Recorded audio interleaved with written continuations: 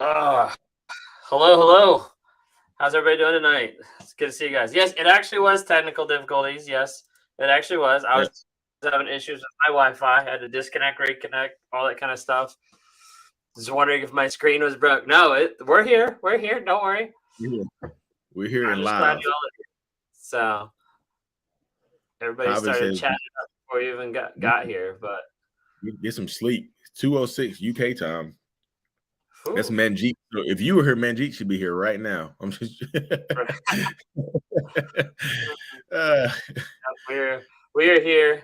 Sometimes we do lose track of time. Sometimes we get on in the studio before we actually go live, and we just start talking. And then we're like, oh yeah, we're supposed to actually go live. Abby, it's good to see you. what's going on, Abby? Who else coming to the live meeting, the meet and greet in person, July 23rd in Durham, North Carolina? Live meet and greet live and in charge. I'm gonna be there chilling, chilling, 3 to 6 p.m. There you go. We are live. Hello. This is Yes, live. sir. So we're Yes, sir. super excited. July 23rd coming up, the meet and greet down there, Honeysuckle at Lakewood, Durham, North Carolina. We've got myself, Mental Healness. We've got Bree with Abuse is Abuse is going to be there. We've got Dr. Carrie McAvoy, who wrote the book Love You More. She's flying in all the way from Texas. Brittany, you're going to be there? What? I didn't know you were going to be there. Also, we got Lisa Sunny. I think she still has to buy her ticket, I think, but we'll see. Yeah. No, she's probably sick, right? She's sick literally and mentally because they got her with the Mexico. Right. Yeah, but she'll be. I think she should be up to speed with that. She at least said that she was all. But anyway, she's supposed to be coming too. Lisa Sunny, stronger than before. So literally, it's going to be crazy. Power team here. Cheyenne says, "Come closer to Texas, and I'll come to the meet and greet." All right. Well, Cheyenne, mark in your calendar. October 15th. October 15th. Wherever you are in Texas, you'll just have to make the drive to Austin, Texas, and we're going to be in Texas October 15th now. Yep. So I said, Lee, tomorrow your birthday. Happy birthday, man. Oh God, how y'all know my birthday? I'm trying to keep that secret. They've been stalking. Appreciate it. So that means tonight's what? New Year's Eve? Oh yeah. Yeah, it's New Year's Eve. I got my drink right here. I have a dentist appointment and a photo shoot tomorrow, so I'll be busy on my birthday. Sounds exciting. Happy birthday, y'all. I'm the big 37. I'll be 37 years old in a few hours, y'all. Old folks. Crazy. I don't know how old I'll be this year. Is it 34, 35? Something like that. You said it on your YouTube. Okay, there you go. I was like, how y'all know this? No. I might shut my Facebook down. Happy birthday, Lauren. So I won't get no birthday wishes on my Facebook. Yeah, I guess I'll be 34 this year in September. Oh, there you go. I'm so excited to meet everyone on the 23rd. Yay! Yeah. You're coming an hour away from me in October. So you're coming all the way out from Texas? Who, Brittany? Yeah, because she lives in Texas. Oh. She said y'all are coming an hour away from me in October when we go to Texas and Austin, and she said she's going to be there on the 23rd. Oh, okay. Interesting. Yep. We'll be there. Dynamic duo. In his service. There you go. Eventually, we'll start coming other places. World tour. Expand different places. Come close to Michigan. Yeah. We got people in Michigan. She's coming in from Texas. That's crazy. That's exciting. Yeah. Come through. Yay. And Marie can't even come from Charlotte. Oh, Marie. God. I'm just messing with you. Still going up. You've got people flying in from all over the place. I know I have people road tripping from Chicago and Michigan, but like you said, you saw like flights of people coming from other places too, right? Yeah, it's gonna be a fun time, y'all. I promise. I'm gonna be there. I'm gonna be just good time. I'll just shut my one-on-ones down for the next morning, so y'all be buckle up. It's gonna be busy. Busy. I was telling some people today whenever I was on live, I was like, there's nothing like official as far as like speaking, but I was like, with this many people and with as many creators it's going to be, we're probably going to have a time maybe like 4 o'clock where we'll like pause everybody and like have all of us like get up and at least say something, Yes. because I think it's going to be too big not to, Yes. It's gonna be a good time, y'all. I'm sharing this on Facebook right now. Live. Yeah, we got like 72 people, so you guys can go ahead and drop questions in. We're gonna definitely start with the one that we got put in here like way early. Just Jay, I don't know, but it was on here earlier before we even started the live, and then everybody was like, I second, third, fourth, fifth that. So yeah. Anyways, I have a question. I speak to my mother about how her actions affected my feelings, and she always turns around and tells me, I guess I'm a bad mother. Am I doing anything wrong? So like this is like a hard thing to do, because like when you have like parents, like one of the things that sometimes they like connect with is like, oh, well, you turned out this way, or oh, you did this, well, I guess it's my fault. Like that's something that they have to work through internally as well, and you have to kind of detach a little bit from that, because then otherwise it doesn't make a safe space for you to be able to share like, hey, this is what's happening.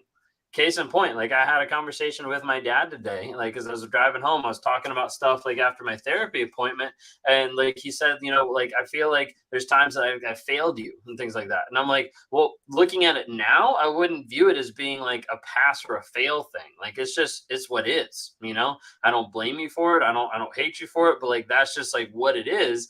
But like having like that mindset of like, I guess I'm a bad person, I'm a bad mother or whatever, like that's not going to help them grow, heal, and change. And it's not going to help you feel like safe to be able to do that. So I don't think you're doing anything wrong, but maybe just helping them understand like, hey, like this is just the story. Like this is just what's happened. This is how we understand about each other, how we understand what's happened, and how we heal, grow, and change is just by understanding. Oh, look, there we go. Seeking answers. Me and a friend are coming. It's a drive and a half, though. Awesome. Ooh, awesome. Come through. It's gonna be a good time, y'all. It's gonna be crazy. How to detach from a narc at work. I feel like I'm going around and around with this person, especially when trying to expel. I think like a big part of that is like working on setting boundaries, but also trying to like emotionally detach, where you're not going to engage with them on the same level that they're trying to engage with you. So they're going to try to bring in other things to either trigger you, to make you respond, like all different types of stuff, of being able to say like, hey, like we're here to engage about work, period. Yes.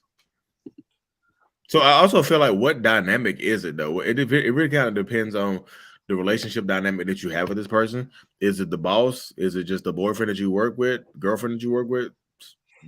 Who the relationship that I feel like the relationship dynamic is important, but it's what Ben just said also applies to the situation.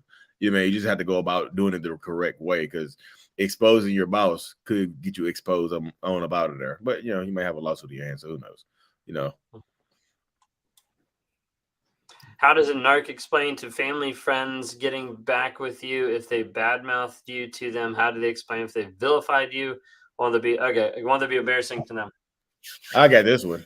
I'm just such a good person that I can forgive you for being a horrible person. Like, you are so bad to me. I'm so forgiving that I can vilify you and take you back. Look, I might pay y'all. I'm gonna get back. I'm gonna get back with her. I know she's. I know she's horrible. I know. Look, people deserve second chances. So this is me. If y'all love me and care about me, y'all back me up. I look like a savior for taking you back. I look like a friendly, forgiving person for taking back such a horrible person. Some people might think I look stupid, but to each their own. Yeah, you. I think it'd be more embarrassing for the other person to go back to them after you've been badmouthed. So Paige just commented that same post that we just saw. She commented that's a coworker and on the same level. Oh, okay. Ooh. Yeah, y'all. The coworker. Yeah. So let this be a word for y'all. Y'all gotta stop clapping coworkers. You just got to, because that's when you get caught up. Like, you get caught up with narcissists at work, you still have to work with them. Like, this is how when you go in, it doesn't have to even be a narcissist, y'all. It can just be somebody at work. if this was to blow up, how would you feel seeing this person every single day? You know what I mean? Because my son's mom and my the narcissistic ex that I had, we all worked together in the same place, and I was just tired. And I left. It's such a toxic situation. Just y'all, no more coworkers. But like right there, that's just like it seems like you're trying to get back at it. You know, it seems Coworkers are malicious. easy to get with, yeah. Yes, they really are because you see them all the time. You spend more time with coworkers than you do with your family sometimes. Absolutely. How do you co-parent with a narcissist that doesn't even speak with you but uses your child to communicate through? That's the. I feel like it sounds like they're trying to parallel parent you. Right. I feel like that's Like go they sound through the kid. Yes, they sound like parallel parenting right there, y'all. You can't really co-parent with that type of person, honestly. You can't. How? If they're not communicating with you, I just feel like, unless they're doing something to harm the kid, I feel like you got to document everything that you can. But other than that, I mean, I'm drawing a blank. I mean, I just feel like, what do you think, Ben? What are your thoughts? I think what the big part is, like, depending on like the age of your child, like just having like the narc like understand like, hey, we can communicate through the app that we've decided to communicate through, but like I'm not communicating through the kid. You know, they're gonna try to leverage that person to get them on like your perspective and everything. I think a lot of times people like struggle a lot with the concept of like going no contact with kids because a lot of times people think that it's impossible. It's definitely not impossible. There's a lot of people out there that are doing it, a lot of people that have to do it, even with like domestic violence cases and stuff like that, where they have to go no contact. It is possible. It all depends on like how can't think of the right word, but like how persistent you are on actually like making it happen, or how you are like going into the court system of how you're communicating about it. You can use multiple different apps to be able to communicate with the narcissists and go through that like parallel parenting and everything like that, but it is possible. Like there's several like creators on here that are no contact with their exes, with kids, with different agreements, third party communication, third party drop offs, like anything that you can do. A lot of times people think like, oh, it's so bad to go no contact, but then I ask them like, well, what if like you were beat every single day? Well, yeah, that'd be easier to go no contact. Well, that's literally what happens, except it's emotionally or mentally. Yep, it's an emotional beating, which lasts longer a lot of times. Mm-hmm. He's giving me the silent treatment. He won't block me on his cell phone. He won't block me on his cell phone. He just won't answer my text messages. So he's giving me silent treatment. He's just not answering at all. Yeah. It's not like he's some little stonewall on it. Like you don't exist right there. So me personally, because you keep reaching out to him, like I don't know the situation, the backstory, or whatever. But if you don't have kids and you're still reaching out to him, me personally, I wouldn't reach back out to you either. Because I know you want me, and there's time for me. There's time for me later on to reach back out to you. Because the more and more you're reaching out to me, the less I feel like I have to talk to you or communicate with you. And the more and more my silence affects you, the more I'm going to do it. That's why I tell people like about the silent treatment. I tell them to try to find a way to enjoy the silence, because that would annoy me more than you reaching out to me, because I know you reaching out to me back to back to back, or you texting me, you calling me, or whatever. And I'm not blocking you because I enjoy seeing you reach out to me. That's my like my kind of, my barometer to let me know if you're still interested. So if you're still reaching out to me, then yeah, I win. Yeah, no, absolutely. There's like a lot of like big comments here. I ain't never been with it better. Where's it? I'm so angry at him. How do you go beg and pursue someone else and still try to come back to me? Then deletes everything, claiming he wants to be just with me and just needed someone to talk to. Ooh. So, Maritza, I'm gonna call you Marie. No, I'm just joking. Stop. No. If you allow him back into your life after him doing that, he'll just do it again. You know what I mean? Honestly, because you're setting the precedence right now for the relationship. I don't know how long your relationship has been going on, but right now you're setting the precedence for that he can do what he wants to and come back to you if you allow him back into your life. I just needed someone to talk to. Talk to me. What the hell? You need someone. So I'm not someone. I'm not a person. So you needed someone else to talk to other than me, right? That's the same sex. And then you begging. It's just too much, y'all. I'm just serious. It's just like no. Mm-mm. Oh yeah, my live the other day. It said that narcs mirror you. Yeah, a lot of times narcissists do mirror you for sure. They Yep. mirror your personality, your ideas, your actions, your thoughts. Like they mirror a lot of things to appear more human. Yep.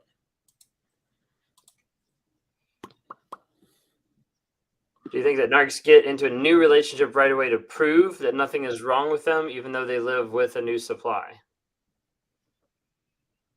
So I'm confused by the question a little bit because I feel like, huh? Let me read it again. Sorry. Do you think that narcs get into a new relationship right away is to prove the reason why they get into new relationships right away is to prove that nothing is wrong with them, even though they live with a new supply? I'm just a little confused by that one right there, honestly. But The last part confused me of like they get into it to prove, but even though they live, like, is that another relationship on top of the supply? I'm confused. yeah, it's like, is it three? Like, are there three people involved in that? I feel like you gotta. Yeah, I don't want to answer that question and just. I feel like I'll be answering 3 or 4 questions in one. It might be answering them all wrong because it kind of collapses it in on itself. Right. I feel Mm-mm-mm. like there is an aspect of like narcissists wanting to get with someone else to prove that nothing's wrong because they put that out there. But there's also Yes. an aspect that's a lot deeper than just like proving. Like it's not just the fact like I can prove by putting up a mask. It's more or less like the idea of like not wanting to be alone, like not wanting to be without supply, period. Yes. Oh, you want to grab that one? Do narcissists try to come back eventually after they discard you for new supply? It really just depends. Not all narcissists hoover you. Not all narcissistic people will try to return to you.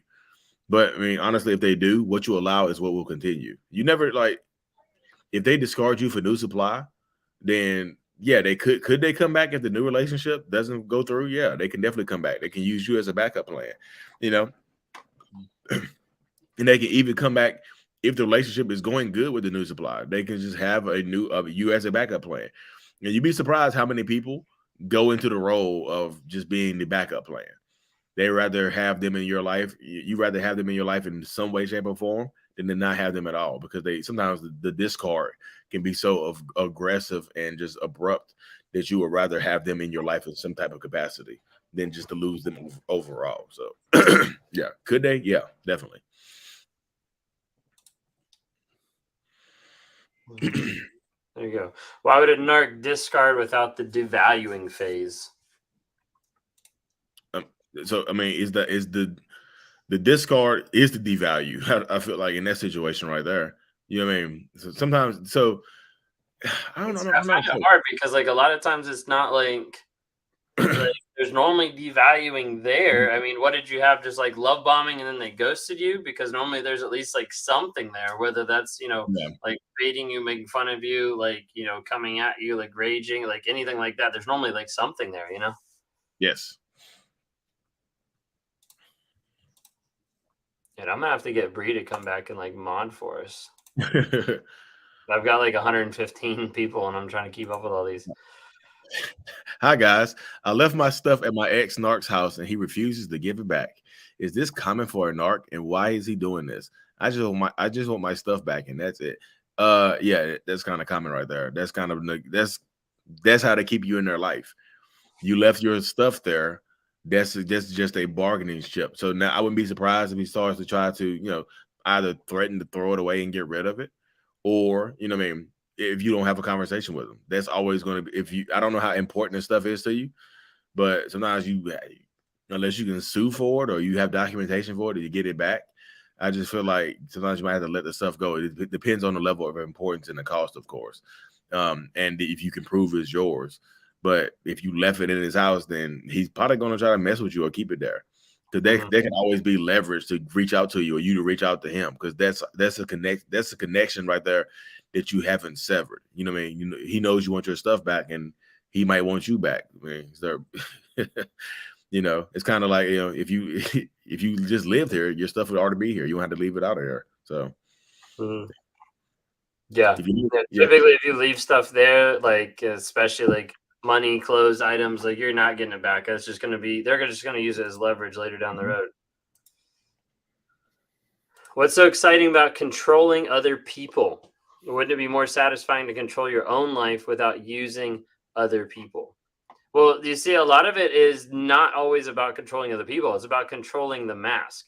And the thing is, as my mask like morphs and changes around other people and they start seeing it, then I have to control their perception of it. So it's about controlling my mask. It's about like that's what a narcissist is obsessed with, controlling the mask, controlling the perception that other people do, that other people see. The thing is, as you control the mask, you start to realize it's a lot easier just to control people and how they perceive the mask than just the mask per se. It gives you like a higher hit.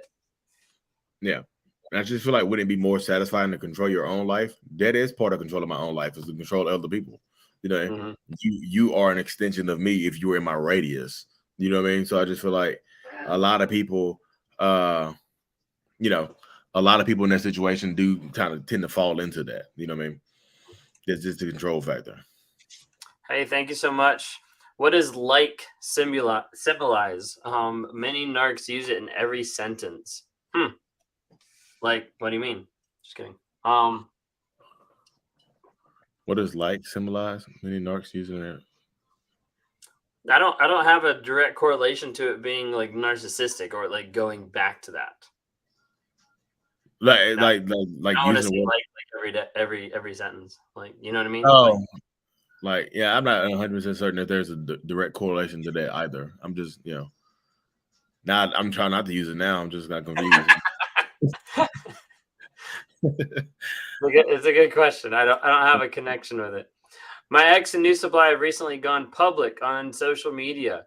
Previously, I had private, no social media. Am I crazy to think they're taunting me? No, you're not crazy at all. Sit back, grab some popcorn, and watch the production because that's what they're doing. Your ex and your new supply are trying to prove to the world that they found the love of their life, they found their soulmate, and they're happily ever after, and they're better off with each other than they ever could have been with you. So that's why we tell people to ghost, no contact, block on everything, because literally you're seeing the pre-roll credits of their production that is going to happen on social media. Get your popcorn ready. Showtime. Yep. Why do they always project? Literally everything my narc says I do or have done is actually his own behavior. Because it's easier to blame you than to take accountability for anything. You know what I mean? It really, really is. It's just like a singing dance. I just the longer you stay in these relationship dynamics, y'all, the more and more you realize the narcissistic people tell the truth about themselves by blaming you. Let's say I don't know how serious it is, the stuff that they're like accusing you of that they're actually doing. You know what I mean?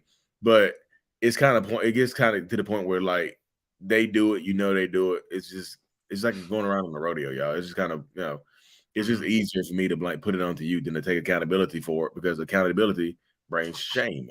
And I don't want that shame along with it. You know. What about what you?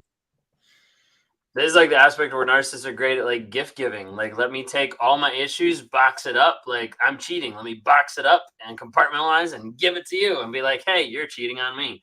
Like, he's always trying to put the blame on someone else that I don't have to feel it, so I don't have to experience it. Well, yeah. How many months does narc remove their mask? So there's no set timetable on them removing the mask, y'all. I just feel like the way you make it come off quicker is by setting your boundaries and, you know, learning to protect yourself and say, again, find a way to say no. I don't know what that looks like in your relationship dynamic, but just find a way to deny that person. Find a way to let them feel some type of rejection inside this relationship bubble, and the mask will come off a lot quicker. If you just sit there and say yes, yes, yes, yes, yes, yes, yes, you might be 4 years in before you realize you were a narcissist. You might be pregnant, pushing in the hospital when they just like, where's my husband at? And he's just like, he playing golf or something. Just like, just let me know when you're home. You know, just slow down. Take your time, y'all. Just to me, there's no set timetable. Yeah, no, absolutely. Hey, thanks so much, Mona Flowers. She said, how effective is therapy for a narc? Can it truly help? What was your experience when you first started therapy? So the thing is, therapy, any coaching program, any system out there is only as effective as how much time and effort you put in an honest way. See, for narcissists going into therapy, this is why a lot of therapists do not like working with narcissists, because they're trained to deal with the person that's inside the room. The thing is, when I walk into the room, how does the therapist know if it's me or if it's just my mask? And as a result, it's really hard to be able to work with people if they don't have a baseline level of being honest and vulnerable with the therapist. Then therapy isn't going to help at all, and it's just manipulation. Yep. My therapy today was good. It was crazy. It was really crazy. So the last time we did like this like system and like process, and last time we did it, it like centered in around like a 3-year period of my life. And she was like, what happened in that 3-year period? And I listed off like, 2 like major things. And I was like, but I can't really think of anything else. Walked in the door and told Kayla, I was like, yeah, it was like this. And she was like, did you forget like this, and listed off like 6 like giant things. And I was like, oh, like that was during that time frame. And like it was crazy because like in therapy, like going through it, like my body was telling like, hey, this stuff happened, but like I didn't even like connect to it. It was really crazy. Yeah. My question is, how likely? Oops, we already read that one. Here we go. How are they capable of loving their children? That's it. We both have kids. Yeah. So do I love my? I feel like, do I love my kids? Yes. I would say yes. I love my kids. I would do pretty much anything for my kids. The empathy I'm still working on, but I do love my kids. You know what I mean? But does the narcissist in your life love their kids? Again, how are they treating those kids? You know what I mean? What are they doing for those kids? Are they treating those kids like they love those kids? Because sometimes, like the person said earlier before, the kids become leverage. Kids become tools, and when those tools run out of their use, they will discard those tools, aka those kids, like they mean nothing to them. So sometimes a lot of narcissistic toxic people can walk away from their kids, whereas others will fight tooth and nail for their kids. And sometimes they fight tooth and nail just to torture you, not because they care about the kids. I just feel like the behaviors and the treatment matter a lot in these situations right there when you're doing narcissistic people. And I think a big aspect is like they don't have the capacity of exemplifying a lot of love if they don't have the capacity to grow themselves and work on themselves. Yes. I think that's something that's like I love my daughter, I love my wife, but 2 years ago I wasn't exemplifying that at all. Yes. Work. It's work. They put their work in. Do you think there's a genetic component to narcissism, or is it always the result of upbringing? Good question. Good question. I feel like there's been some studies here recently. I feel like a lot of people are focusing on that says there could be a genetic component to narcissism and the personality disorder and things like that. But most people will tell you it comes from some type of childhood trauma or just a lot of entitlement in your childhood and things like that. So I would say, could be a little bit of both. More along the lines, what I tell people is the trauma side of things, the trauma aspect of things like that. You know what I mean? That's my perspective on it right there. Yeah. Hey, if you're going to be in North Carolina, come and ask Dr. Carrie McAvoy, because she's researching and learning all this stuff like on the fly. Like it's pretty amazing, like the stuff that she's learning. Like when it comes to it, some of the stuff that I've heard is like a genetic component. Like what I've heard is it comes with the upbringing. So think of it this way: from the ages 6 months to 18 months, so those are primary like key years in the narcissist upbringing. If they're disconnected from their primary caregiver, that can actually like change some of the aspects of what's developing in the brain. Gray matter, prefrontal cortex, the empathy, sympathy, all that kind of stuff can actually be affected early on. So in that aspect, it appears genetic, but it's not necessarily genetic. It's still part of the upbringing, still part of how that person has been engaged with the primary caregiver. So that's something to think about as well. There you go. If they're worried about how they're perceived, then why do they do things that are illegal? That's a good question. It's kind of like, I don't know, like we're in a different chapter.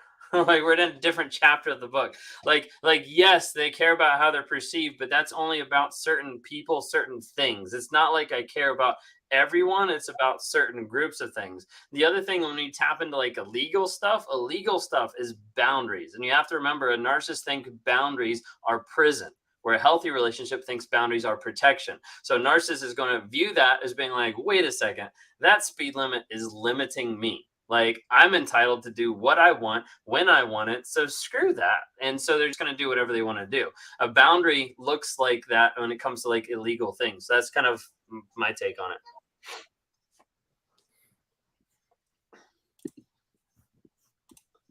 You want to grab this one? Hold on. From the start, do they know they don't love you and they're just going to use you? I feel like there's levels to it. Because me personally, when I love bomb people, I think I'm in love with that person. I think I found the person I want to be with. Typically, love bombing for me is for long term. So I don't love bomb for short term satisfaction. I just, I feel like there's a difference to it right there. But it really just depends on intent matters. Like, I know a lot of people treat you good from the beginning and things like that, but I feel like intent matters on where it's going. So some narcissistic people think that they love you in the beginning and they become obsessive with you, and then they just give you everything that you want and need and just overwhelm you with attention. They overwhelm you with affection and things like that to levels, but you're probably not going to be used to. So that's how they get you.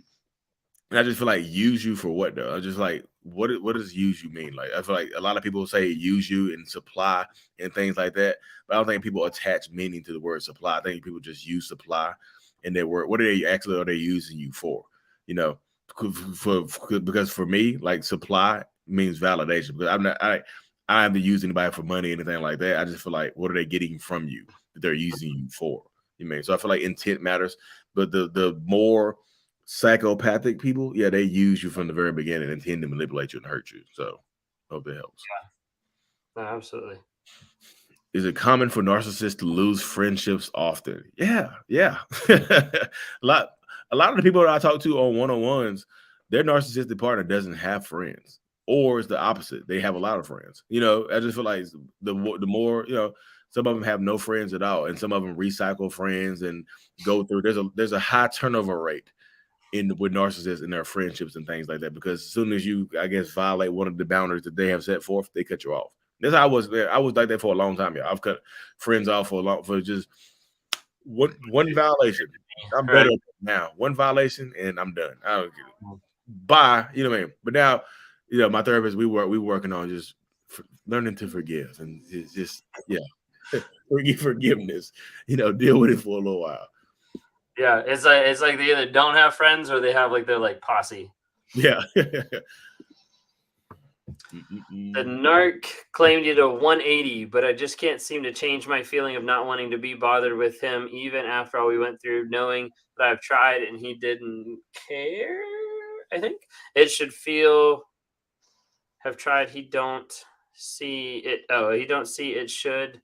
I feel bad. He don't see it should.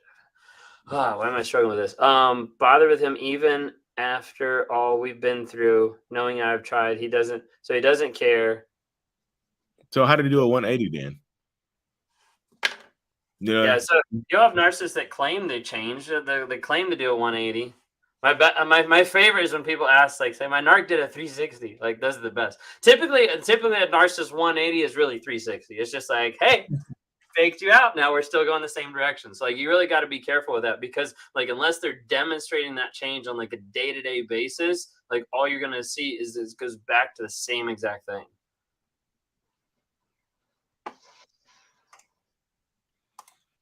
Camber says, I feel I'm to a point where the questions and the endless searching for answers and obsession keeps me in a weak state of victim. I know I should take the high road and just ignore and blah blah. So are you searching for answers within the narcissistic person that you're with? Because that will keep you in a victim mode state right there, because they're not going to provide you any answers to the question that you're searching for. They're not going to do that.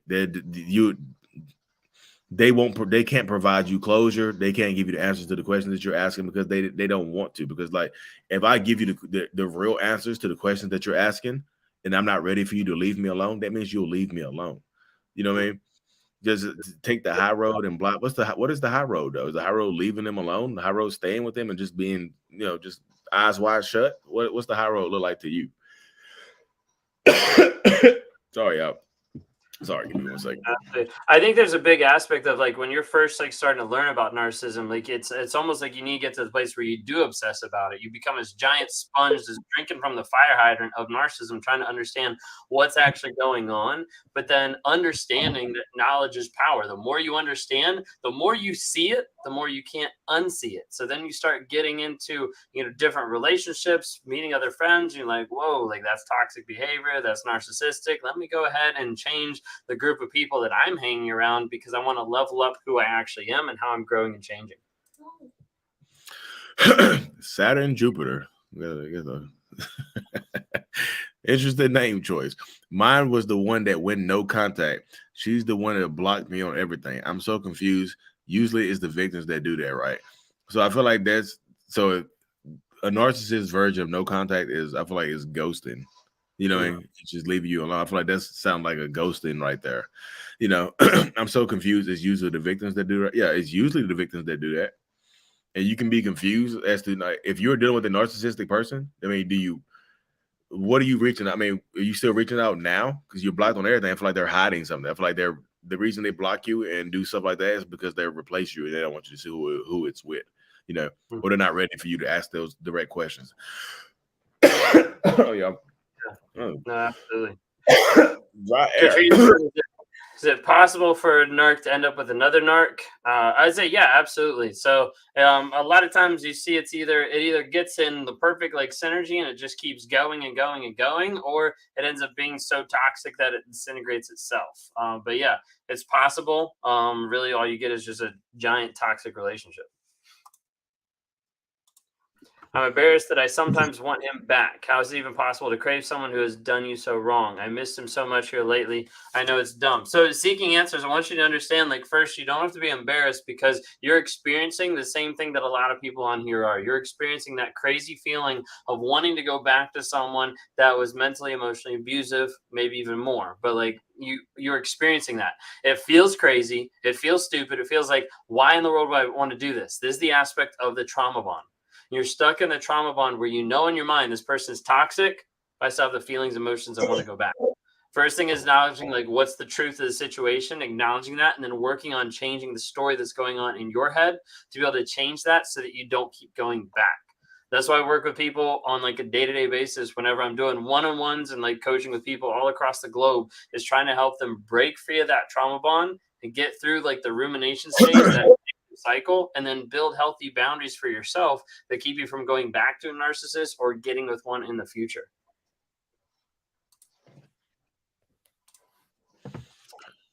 Why would he block you only after he gets engaged?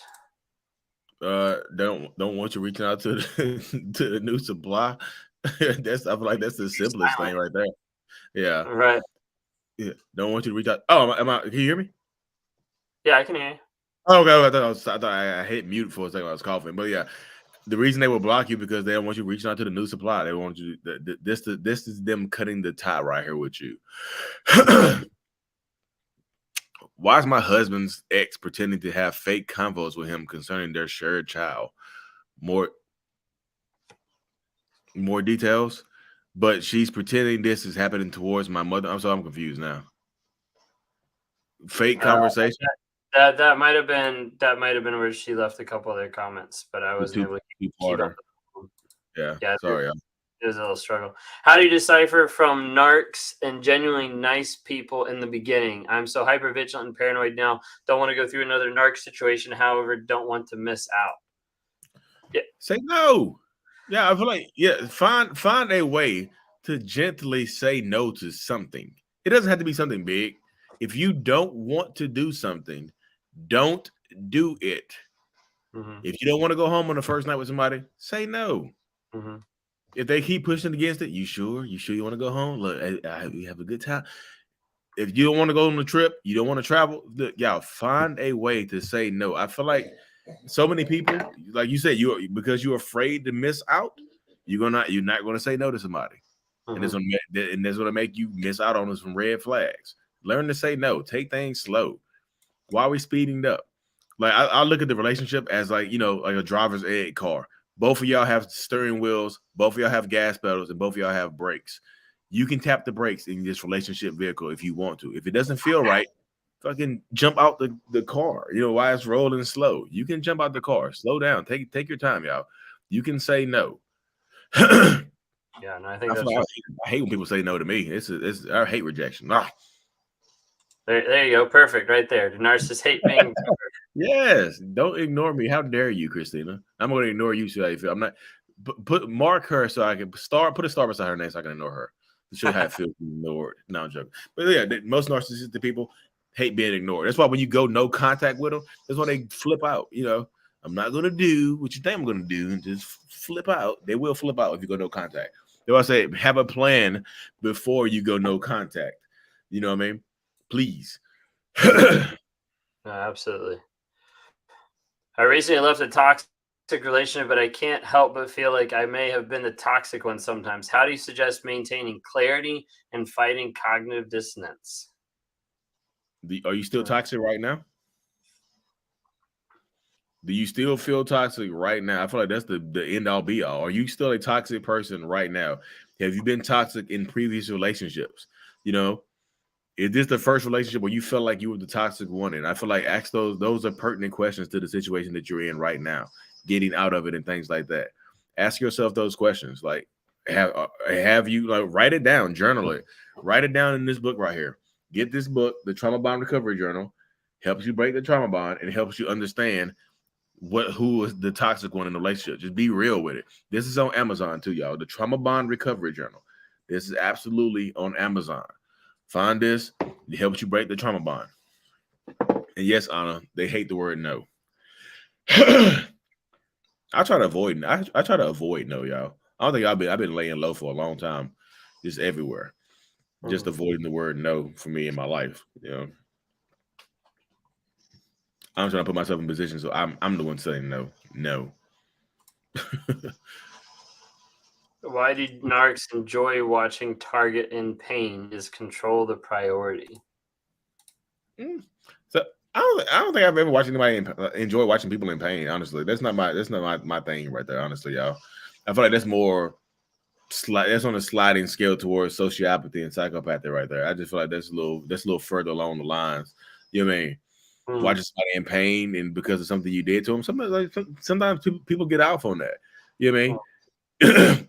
Some if they enjoy watching your pain, you might want to go. You mean there's a difference between watching your pain in the bedroom when they just got a paddle and they pound you with a paddle or something, but just watching you cry and beg and plead them to forgive them and take them back and say, oh God, y'all know that's right. Again, I understand when you're in it, it's a totally different situation, but yeah. A lot of times I think like people also get like the mindset and the idea that narcissists are purposely trying to make people like experience pain or like purposely like vindictive, and a lot of times they are vindictive after the relationship, or like they think about like revenge and stuff like that. But not a lot of the narcissists get into the relationship for the purpose of like, hey, I want to destroy you or I want to make your life hell. Like when people normally see like the pain, like it's normally aspect of like the narcissist trying to move out of the way of them being the ones involved in the pain, of them being held accountable for things like that. I explained it one time to somebody of like, imagine like you're standing behind me and there's a car coming at us that's going 50 miles an hour. And on the bumper of that car, it says guilt and shame. Well, for me, that accountability and everything coming at me, I'm not going to let that impact me. And so as a result, I'm going to jump out of the way and it's going to run over you. At the end of the day, that means I hurt and I destroyed you. But at the end of the day, I don't care. All I care is that that didn't impact me. So if I had to box it up, project it, and give it to you, or if I had to jump out of the way and let that run over you, my intention wasn't to hurt you. My intention was to save myself, because that's all I care about. Yes, I like that analogy right there. That was a new one this week that I came up with. Yeah, jump out the way, dude. You be coming with analogies like you should. When I'm filming my videos, man, I say some wild stuff like, y'all. I just came up with another one, and it's gonna be fire, literally. Right. It's funny. Evil narc. So somebody said, I believe in Jesus Christ. Evil narc singing my head. So My narc always was honest, which put my guard down. Honest about past cheating, addictions, work problems. Why bother? I never have known, just a tactic. So I've done a lot of videos on this exact thing right there. Oh, being overly honest up front is a manipulation tactic, y'all. Hey, look, I'm gonna be real with you right now because I love you so much and I feel like this is going somewhere. I've cheated on the last 12 exes I've had. I've cheated on all of them.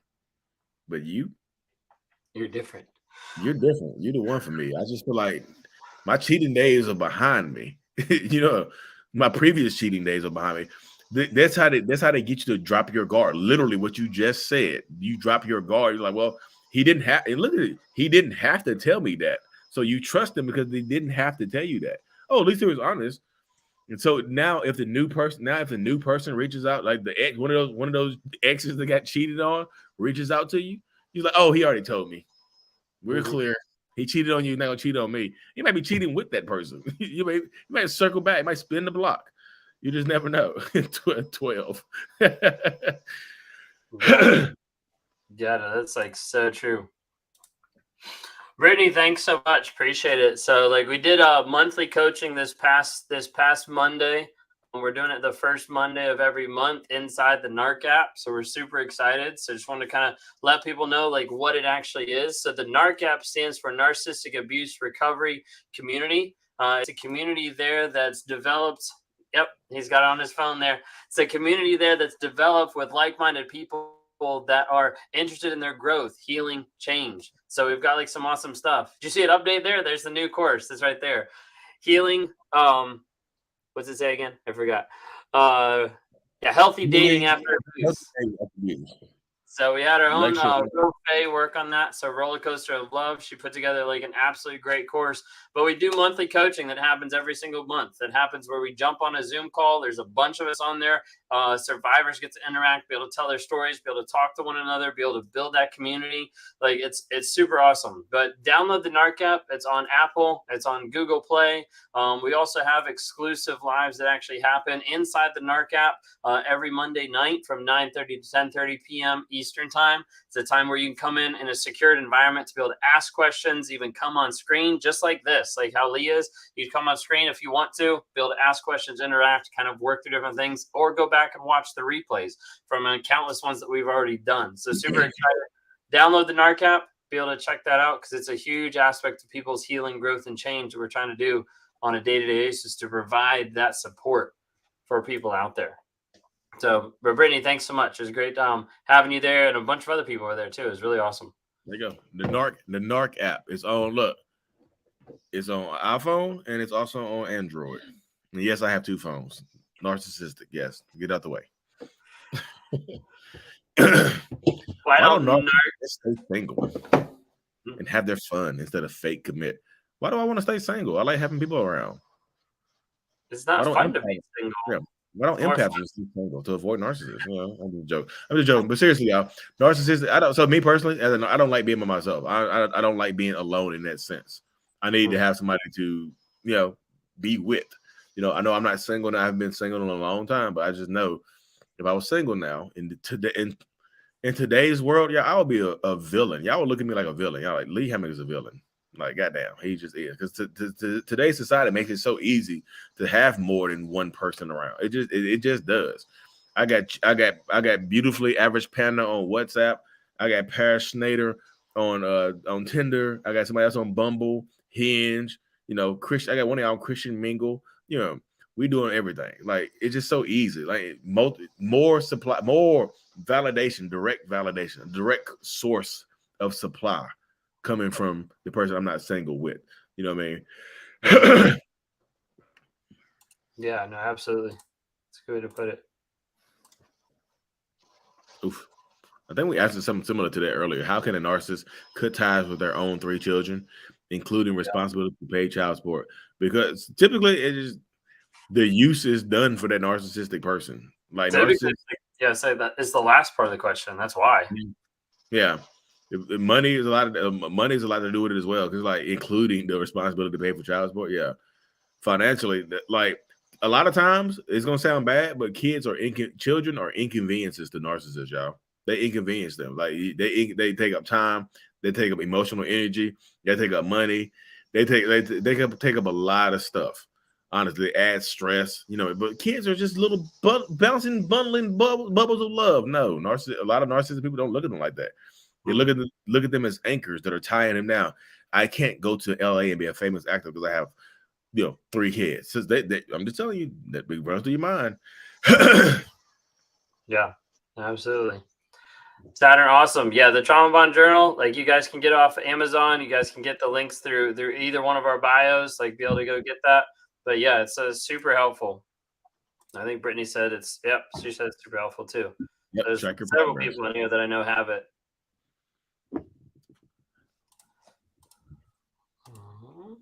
Why do narcs need so much constant attention? Attention, I guess. So for a lot of narcissistic people, I would say that attention is currency. You know what I mean? It's like money. The more attention you get, the richer you feel, and things like that. You know what I mean? Sometimes attention is better than money. You know what I mean? And things like that. But this is where I think I've gotten to now with therapy and stuff like that. I realized no matter how much attention I get, that it just won't be enough. And I understand that now. And I get to the point where I understand that now. It's just like no matter how big you get on social media, no matter how many podcast interviews you do, we got some stuff coming up for some big magazines and big articles and things like that. No matter how big, it just won't be enough. It's always what's next. To me, it's just always what's next. How can I get more? You know what I mean? I could literally be a super famous actor, and I would sit back and like, damn, I did it. What's next? You know what I mean? Literally. Yeah. I got my little YouTube award for 100K subs. And I was like, okay. I literally said, what's that? Like, what's the next one? They're like 1 million. I'm like, damn. Right. 1 million? Damn. Yeah. No, it's crazy, when it comes to that. And as far as like always thinking what's next, like I know I mentioned to you a little bit like about like my therapy appointment today, but like it was absolutely like insane. It was crazy because like really like what like she kind of like got to the bottom to is there being like some type of an expectation on me even before I was even born, like from my parents, like the feeling of what they wanted me to be. And then the thing that came out of like her actually diving deep was like the idea of me rebelling against that early on and wanting to break the mold. So almost like the idea of like, hey, this is our expectations of you, and me being like, okay, screw that, I'm gonna have these expectations. And so it also like prompts like that drive even more so like on a day-to-day basis of like, boom, done, next, that kind of thing. Yeah. There's some crazy stuff today. Is it devious family? No. Thank you. I wonder if my husband loved me at all. And when I say used, I mean for his image or financial gain. Like, did he really want to marry me, or was it just for his benefit? It really just depends on y'all. I just feel like that's a question. I don't know. Honestly, so again, I feel like we answered this earlier, kind of sort of about our own personal situations. I love my wife. I love my kids. Ben said he loves his wife. He loves his kids. Situation like that, could he have started off initially loving his wife and his kids? Absolutely, yes. But could he have emotionally disconnected from y'all over time and just the connection just severed and he doesn't care anymore right now? That could also be true right now. You know what I mean? I just feel like what benefit did he gain from? Did you give him a lot of money or something like that? Because you said image, money. Did you give him money and image? What did he gain from that? I just feel like those questions are always so tough. It's so situationally specific, Right. Yeah, I think a lot of times it's like confusing to try to determine like what's what in one sense. But you have also like narcissists that get into relationships, one to like help them appear normal, or two to leverage them up higher in status, chain, benefits, money, or whatever. So like when it comes down to it, like once you guys were married, like how did he demonstrate his love for you? Like, how did he demonstrate his faithfulness, his honesty, all different types of stuff? How did he demonstrate that? A lot of times that gives you like an idea of like, was that love actually there? Was that love actually real? Or was it just fake to be able to get what he wanted? So do you believe that a narcissist can have a healthy relationship ever? What? I just like this. I get a lot of these questions right here. What does healthy look like to you? Take it, ball it up, and throw it away. Narcissist to me, I don't even like these questions. It's always I just feel like an unaware, undiagnosed, just untherapeutic, not going to therapy, that's not working on themselves. Absolutely, hell no, no, no. They just can't. I don't think that's possible because their version of healthy, y'all will not align. It's just like you're trying to plug, you're trying to plug a USB cable into a PlayStation or something like. I don't know. Just I'll think of a better analogy for that later. Come back to me. But but it's just like you're not gonna be on the same wavelength. You're not gonna connect. You're gonna be hitting here, they're gonna be hitting here. I just feel like you won't connect the same way they're connecting to you. Yeah. So the hopes of having a healthy relationship with somebody that's not aware of what they're doing or doesn't care what they're doing, no. I just say no. Yeah. No, absolutely. I would say no, like right off the bat. Like I don't think it's possible for a narcissist, an unaware narcissist, an unaware, unchanging, unworking on themselves narcissist to have a healthy relationship. I don't think it's possible. Like Tierra, when you think of it this way, like how are you going to develop your relationship starting with a bed of lies? Because that's all your foundation is going to be built on. It's going to be shaky, weak, and it's ultimately going to fall apart. And you're going to start to realize, like, hey, I'm falling into quicksand with this personality that's consuming all of my life because of the fact that I don't actually know who they are, because they don't have a strong personality and they're not working on themselves. So that takes apart like all of their like self-love aspects, self-reflection, and working on themselves to be honest, to actually work on the relationship for you. What to expect when you tell a narc that he's a narc and need help? Just like I just feel like how would you feel, Margaret, if he came into you and called you the B word right now and told you you're crazy and need help? Because calling somebody a narcissist is an insult, y'all. It's not a term of endearment. It's an insult. It just is. It's just insulting. They're not going to look it up and see good things. Narcissist? You think I'm a narcissist, Margaret? I'm a narcissist. Okay, I'm gonna look it up. Manipulative, liar, cheater, abuser. What? You think I'm all this? They're going to come back at you and probably call you one. And then they're going to justify the things that they're doing and saying to you by calling you a narcissist. They're going to have you wondering, are you a narcissist? Like other people in the chat earlier. Am I a narcissist? Right. What about me? Yeah. When you call narc, suit up because it's about to get worse. Yeah. I feel like when I tell my story, because my wife called me a narcissist, people are just like, wait a minute, Lee. Wait a minute. Wait. Yeah, too many people like hold on to that and they're like, but your wife called you a narcissist, so let me call my narcissist a narcissist, and then maybe they'll get fixed. Yeah. And I just told people, I was just like, look, she yelled and screamed at me on her way out the door. We wasn't having like a family dinner, and she was serving me some quesadillas or some shit, and she said, you're a narcissist. Hey babe, drink your wine first, have your wine. I think you're a narcissist. And I'm like, what? No, it wasn't like that. She's like, you're a goddamn narcissist. And she left. And I called her, went back out the door, like, you're a damn narcissist. So it's just, yeah, had to get the last word in. But that's how it went. You don't have to answer it, but you threw it in here. You guys don't have to answer this, but is there a connection? Oh, here we go. Between the domination aspect of BDSM and narcissism. Every guy I've known also has been a dom, has been highly narcissistic. So would there be a connection to that? Possibly. If I was in the community, if I was in the community, would I be a submissive and let you step on me and do? No, hell no, absolutely not. No, that's not me. So I would probably fall into more of the dominant category because I like to tell people what to do and the control aspect of it. I can imagine you get a very unique high from being in control of somebody and them actually willingly doing what you tell them to do. And I just feel like also narcissistic people in the BDSM community that are playing the role of dom will push will push against your boundaries, your safe word, your limitations, and all of the other good stuff. So I feel like that can be very, very, you kind of got to watch out for that. So I would feel like a lot of narcissists would fall into that category because I know I absolutely would, honestly. I thought I've had one-on-ones with narcissistic people that are, in the BDSM community, and they play that role. Yeah, very true. Scott, hey, good to see you. Hey, man, did you get back from your trip? I know he was. I think he was going to go do some of the ayahuasca stuff. We were going to talk some, but yeah, Scott, I hope you're doing well. It's good to see you, man.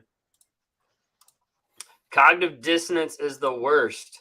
Due to that, I won't be in another abusive relationship for a very long time. It's been a year, and the trauma bond is still strong. So, Saturn, I would love for you to reach out and be able to try to help you best I can. But like the trauma bond is built on that cognitive dissonance, hope, or potential. And when people get stuck in the trauma bond, they start to tell themselves a story that keeps them coming back to the narcissist, a story that keeps them coming back to that relationship. It's where they look down the horizon and they see all the peaks of the good times in the relationship, and they miss the pits that were in between. And they don't realize how awful it was. So I'd love to be able to help you out if ever I can with that. First thing is acknowledge the truth, focus on the truth, and then work on finding that story. That's what I do with people on a day-to-day basis, walking them through how to get to that, because that's what's so crucial and essential. Because if you just know about narcissism, it's not enough.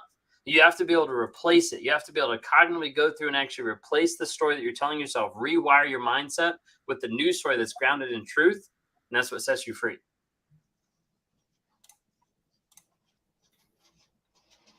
Do they sneak on your phone because they genuinely worry about you cheating, or are they hoping to start drama? I feel like in that situation, it depends on the situation. It could be a little bit of both. It could be that they're doing something and they want to catch you up to make themselves feel better and to justify their actions. Because sometimes, if they're going through your phone, then they're trying to find something, y'all. And typically they will find something. It might be something innocent that you've done. You might have just, liked a man. Like if it's a man-woman dynamic, you might have just liked the man's photo of his kids. Like you want to sleep with him, don't you? I saw you. Hey, I saw you like Ben's picture earlier. You want to sleep with him? They might do some stuff like that. You know what I mean? So I just feel like that's a super, super insecurity. That's a super sign of insecurity and possession and controlling as hell. If they don't oof, especially if you're not doing something. But it really just depends. Mm-hmm. You think a narc will push you to cry and then stop acting crazy to try and calm you down? So it's not as much to calm you down. Okay, well, two things. One, it looks like reactive abuse, where I push you to a point where you act out, and then I can call you the crazy one. The other thing is narcs love to rescue you from their own problems. And so, like, for instance, like a narcissist that gets you thrown in jail and then come and bails you out. So there is that aspect of it too, of like, I'll push you till you get to the place of where you break, and then I'll be like, oh, no, it's okay. Then I'm the person that's comforting. That's literally building and manufacturing cognitive dissonance in that exact moment.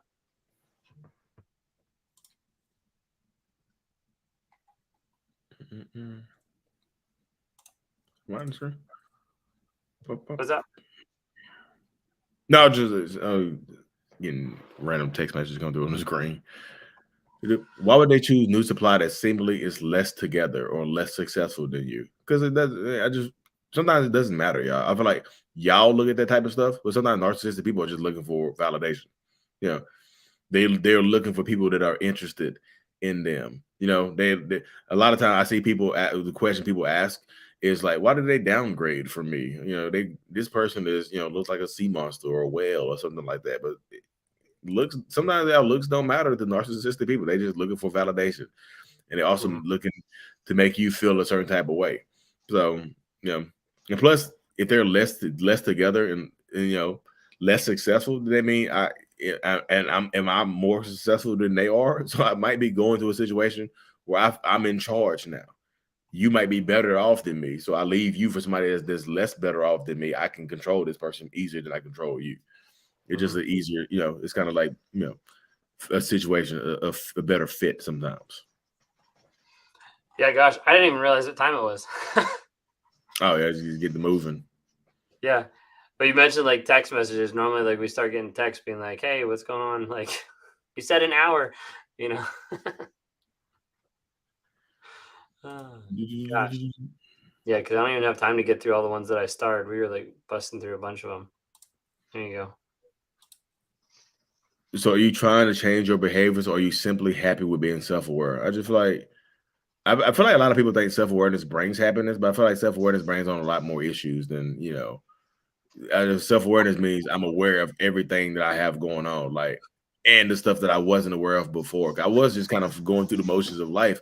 Now I got to think about it. So I'm actually trying to alter my behaviors. So self-awareness does not mean that person is going to be better, or that person is going to alter their behaviors to be better for you, or around you and things like that. Self-awareness does not mean that, y'all. It just doesn't.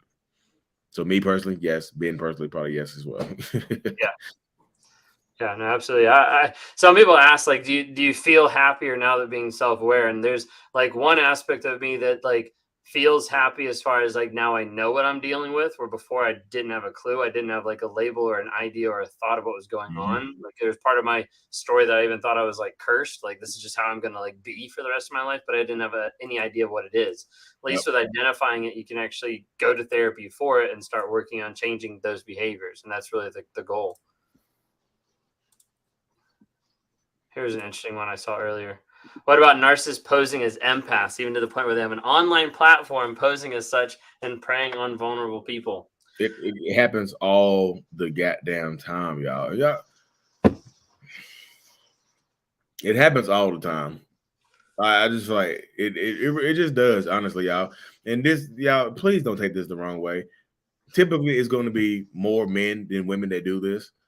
They're going to come on there, actually be narcissists and toxic as hell, and pretend to be empaths to sleep with women, to get women on their side.